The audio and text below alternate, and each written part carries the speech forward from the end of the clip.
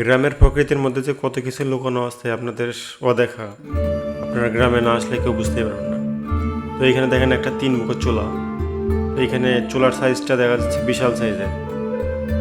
আর এইখানে যে পাতিলগুলো দেওয়া হয় সেই পাতিলগুলো আছে আপনার ধান সিদ্ধ করার জন্য বিশাল বিশাল সাইজের। তো এইখানে একসঙ্গে 3টি পাতিল দেওয়া যাবে।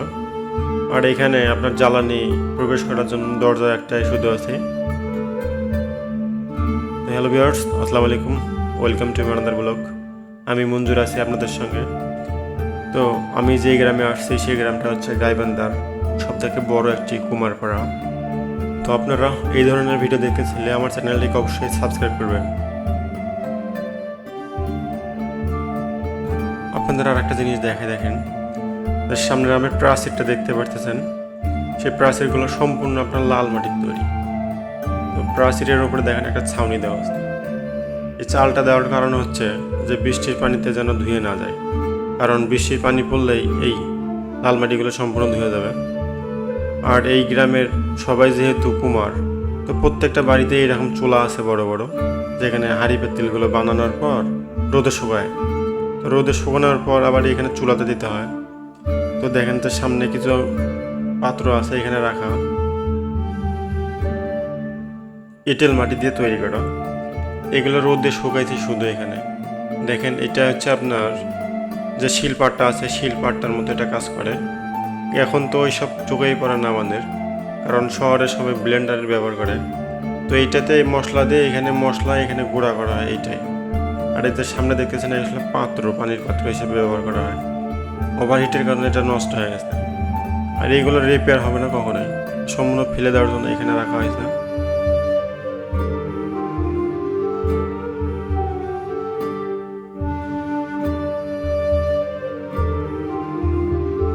আমরা সবাই শহরে থাকি যেহেতু, তাই ইটের আর কংক্রিটের দালান কোঠা দেখতে আমরা সবাই অভ্যস্ত। কিন্তু দেখেন এই গ্রামের মানুষগুলো কত কষ্ট করেই লাল মাটি দিয়ে শুধু এইভাবে এই বাড়িগুলো তুলছে। তো এই রুমগুলোর ভিতরে আপনার রডের হিসেবে ব্যবহার করা আসতে বাঁশের তৈরি বাতি, বাঁশের কঞ্চি এই রুমগুলোর ভিতরে ঢুকে দেওয়া আছে। এখানে যে দেওয়ালগুলো দেখতেছেন, দেওয়ালগুলো সম্পূর্ণ লাল মাটিতে তৈরি। সঙ্গে দেওয়া আছে আপনার শোলা দেওয়া আছে এখানে, আর আপনার খড় দেওয়া আছে এখানে, ধানের খড়।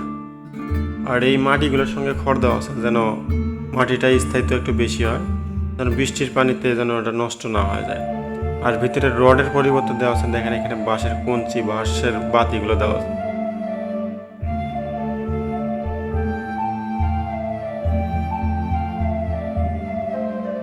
এইখানে বড় ছোলা যেটা আছে দেখেন, এইখানে এই বাসনপত্রগুলো অধিকাংশই নষ্ট হয়ে গেছে হয়তো কোনো ত্রুটির কারণে।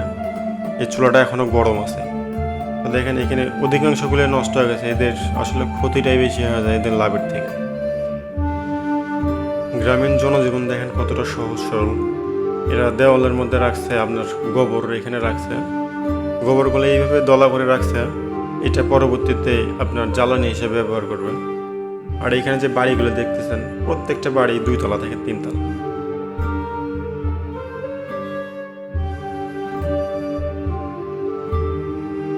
আমি যতটুকু সম্ভব আপনাদের দেখানোর চেষ্টা করব যে এর বাড়ির ভিতরের কি অবস্থা, এর ছাদের অবস্থা কীরকম, আর ছাদ কীভাবে তৈরি করছে সেটা আপনাদের দেখানোর আমি চেষ্টা করব।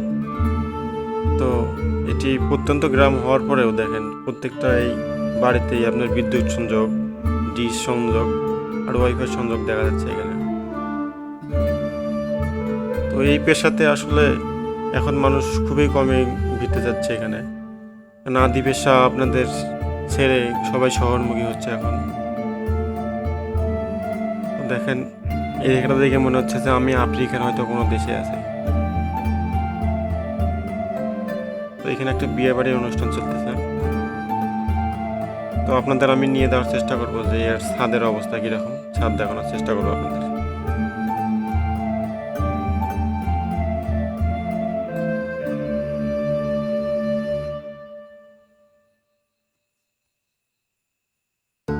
তো চলেন দেখি এই বাড়িতেই যাওয়া যাক।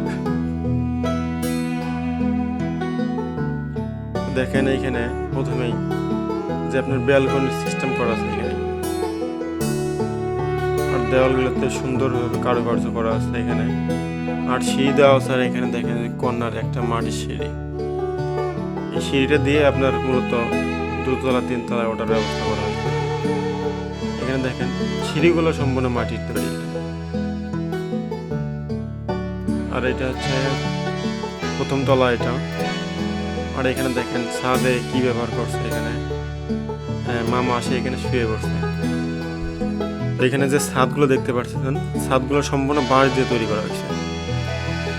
আর এটার যে ছাদটা আছে, ছাদে এখানে আপনার ফসল, এখানে পেঁয়াজ রসুন এখানে শুকানো হয় এটাই।